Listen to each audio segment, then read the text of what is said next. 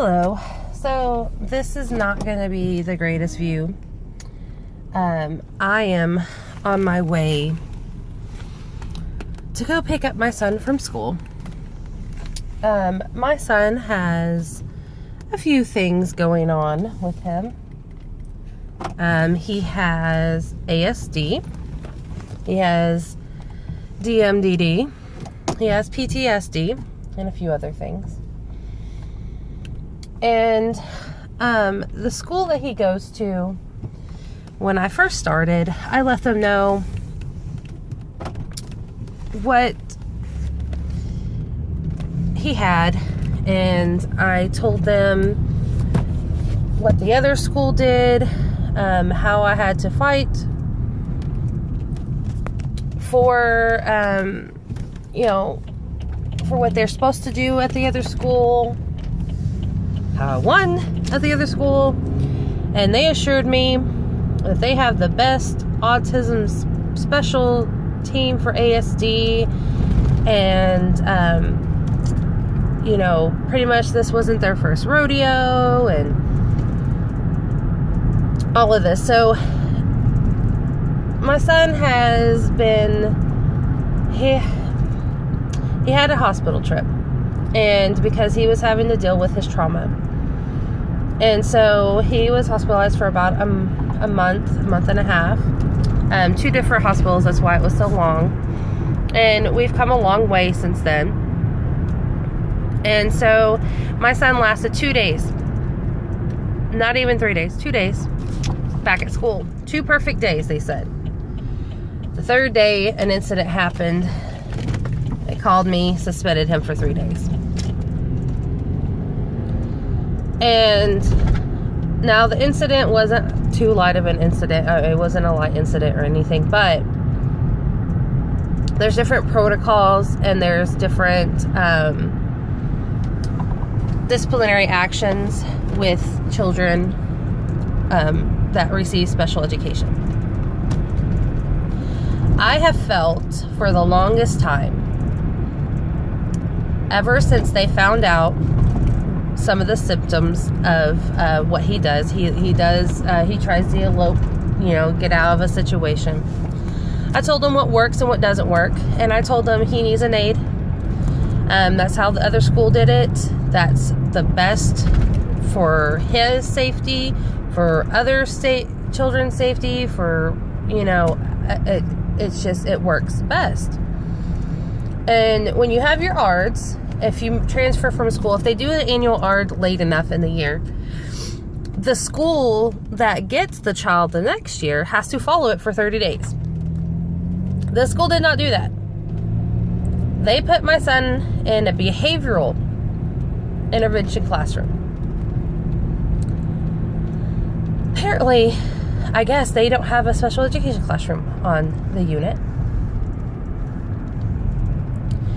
So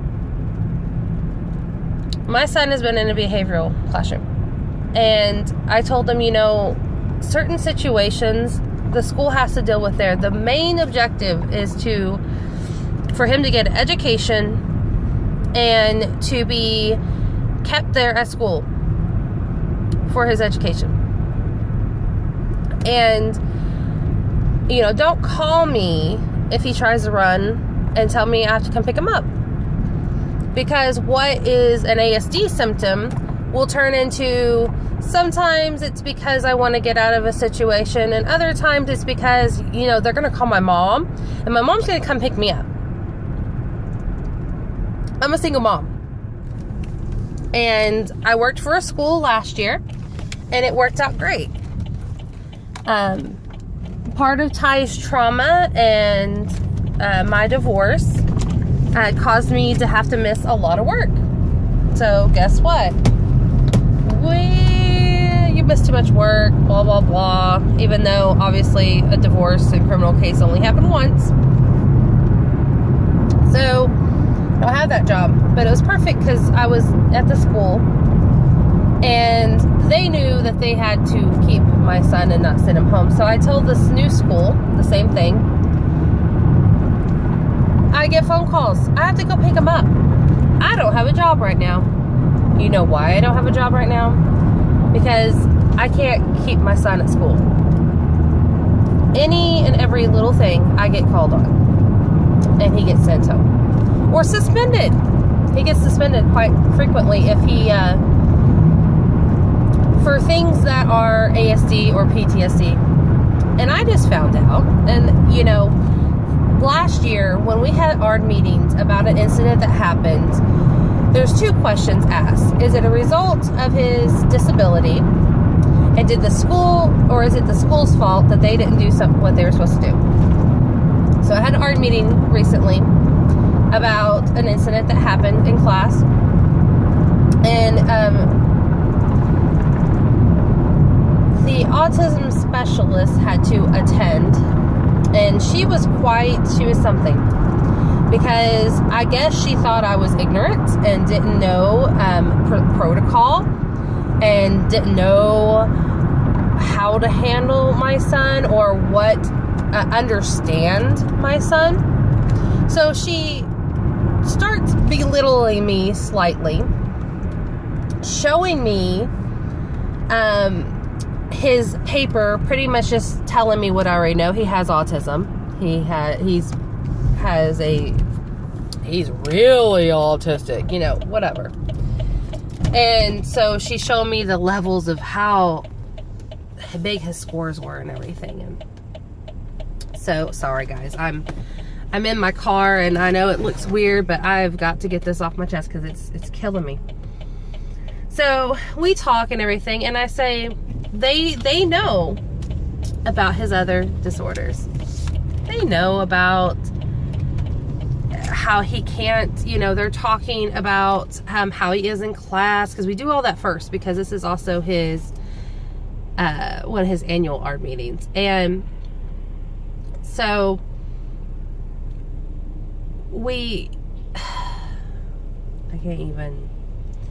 so they're talking about how he does in class and how they've put him in in-school suspension a couple of times. I guess that's how they decided to keep him. And I let them know, you know, he has separation anxiety. He has anxiety really bad. And if you want everything to escalate, sure, isolate him. Put him in school suspension in the padded room. That's a great idea. Never would I say that. But anyways, so they're talking about, you know, stuff like that. And this whole time I find out, you know, they still haven't had an aide with my son. And while we're talking about, they're like, no, it's not because of his autism. He didn't do this because of his autism, which I'm about 50-50 into it right now, because I think it's a two-part scenario. And I'm like, well, what about his PTSD and this and that? And you know what they tell me? None of his other diagnoses matter, because that's not something that they diagnosed him on, and that's not something they treat him for. So the only thing that they can suggest and bring up in their conversation of what happened and why is it or is it not happened because of his ASD? And immediately, simultaneously, like all together, almost in unison, as soon as they're asked, it's so quick. It's not even, I'm so used to having a good professional team fight and make sure everything's good. But the first thing, nope. As soon as they ask the question, nope. Was it the school's fault? Nope. No discussion, no nothing, no, well, let's look into it this way. Could this? Nothing. Not a dang thing.